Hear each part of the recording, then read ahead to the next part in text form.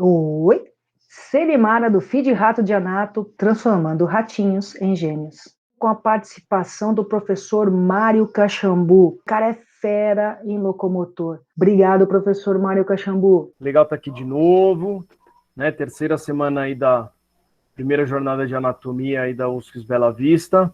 Hoje nós vamos falar sobre membro inferior. Te interessa? Se inscreve no canal, ativa a sinetinha para receber as novidades. Dá o seu joinha, ajuda a gente. Vamos lá? Roda a vinheta.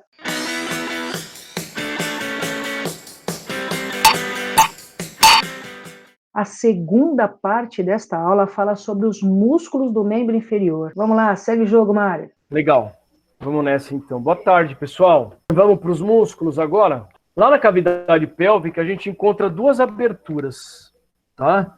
Uma a gente chama de pelve maior e outra a gente chama de pelve menor, tá? A pelve maior, ela é a mais superior, é como se eu fizesse um círculo entre uma crista ilíaca e outra, onde a gente vai ter principalmente os órgãos abdominais mais inferiores aqui, e a gente tem mais inferiormente a pelve menor, onde a gente tem os órgãos do sistema genital masculino e feminino, os órgãos urinários distais, né, região do períneo. A pelve maior não tem diferença no homem e na mulher, mas a pelve menor tem, então eu vou falar um pouquinho da pelve menor. A pelve feminina menor, ela vai ter as estruturas distais do sistema urinário digestório, bexiga, ureter, uretra. Os órgãos genitais femininos internos, então aqui os ovários, as tubas uterinas, o útero e a vagina. E quem vai dar sustentação para todas essas estruturas é a musculatura do períneo ou do assoalho pélvico aqui. Na pelve masculina menor, além das partes distais do sistema urinário digestório aqui, né, então tem bexiga, tem ureter, mesma coisa, a gente vai ter as estruturas do sistema genital masculino, né? O ducto deferente, que é esse canal que entra aqui, a vesícula seminal, o ducto ejaculatório, a próstata, as glândulas bulbo-uretrais, que elas produzem e liberam o líquido pré-ejaculatório, e a mesma coisa, quem vai dar sustentação para essa pelve masculina menor é a musculatura do períneo do assoalho pélvico. Então vamos tentar definir e diferenciar um pouquinho isso. O que é assoalho pélvico? O assoalho pélvico ele é formado por um par de músculos e suas fáscias, vai sustentar os órgãos da pelve, que a gente falou agora, e o assoalho pélvico é formado por dois músculos, o músculo levantador do ânus e o músculo coxígeo. Tá? O músculo levantador do ânus ele vai ter três partes: pubo retal, próximo ao reto, ao redor do reto, pubo coxígeo junto ao cóccix e iliocoxígeo entre o ilho e o cóccix. Tá? Então aqui uma vista, olha só. As três partes do levantador do ânus, né? Então mais medial o pubo retal, tá? Mais mediano o pubo coxígeo e mais lateral o ilho coxígeo. Tá aí o músculo coxígeo aqui. Então esses são os músculos do assoalho pélvico, que são iguais no homem e na mulher. Tá?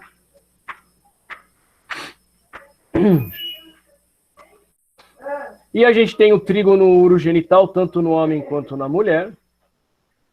Né? É a parte da pelve onde a gente encontra os órgãos genitais externos e o ânus. Onde a gente encontra os órgãos genitais externos e o ânus. Então são dois trígonos desenhados aí entre os órgãos genitais externos. Tá?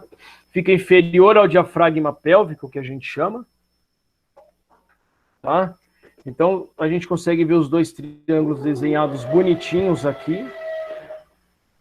Consegue ver aqui os dois triângulos desenhados bonitinhos. Tá? Então, o trígono urogenital e o trígono anal. Vamos começar com os músculos do quadril. E aí a gente vai para a coxa, para a perna, para pé, enfim. Na região anterior do quadril, eu tenho três músculos. O músculo psoas menor, que ele vai ter origem lá nas primeiras vértebras entre a primeira vértebra lombar e a última vértebra torácica, ele vai se inserir lá na região anterior do ilho, quase pubis. O músculo psoas maior, que tem sua origem nos corpos vertebrais das 5 vértebras lombares e a sua inserção lá em tubérculo menor do fêmur. É um músculo muito importante por conta que, na verdade, ele é um músculo que, se a gente for olhar ele e imaginar o posicionamento dele, ele é meio inclinado, né? Muitas vezes o encurtamento desse músculo psoas maior leva a uma alteração de região lombar. Poxa, Mário, o cara vai ter uma lombalgia por causa do encurtamento do psoas maior? Vai. E lá na fossa ilíaca, do osso ilíaco, a gente vai ter o músculo ilíaco, na região média do osso, região interna do osso do quadril. Olha aqui, ó, o músculo psoas maior e o músculo ilíaco, eles se unem, ó, aqui para a região anterior do quadril, aqui a região anterior do fêmur. Tá? Quando eles se unem, eles vão formar o músculo iliopsoas. A união do músculo psoas maior e do ilíaco forma o iliopsoas, que é um potente flexor da articulação do quadril. Na parte posterior, a gente tem os 3 músculos glúteos, né? O mais externo é o glúteo máximo. Então, olha só, se eu tiro o glúteo máximo, eu vou ver o glúteo médio. Se eu tiro o glúteo médio, eu vou achar o glúteo mínimo, certo? Do glúteo mínimo para inferior, a gente vai ter os músculos profundos do quadril, que fazem rotação do quadril. O primeiro é o piriforme, abaixo dele é o gêmeo superior, depois eu tenho o obturador interno, depois eu tenho o gêmeo inferior e o quadrado femoral. A ordem é sempre a mesma. Atentem para algumas coisas. Olha aqui primeiro para o músculo piriforme. O músculo piriforme ele tem 2 aberturas, que a gente vai falar daqui a pouco, que é o forame isquiático superior e o forame isquiático inferior. Todos esses músculos profundos fazem rotação da articulação do quadril. Na parte anterior agora, a gente vê de novo aqui, ó, músculo psoas maior, o ilíaco e o músculo iliopsoas.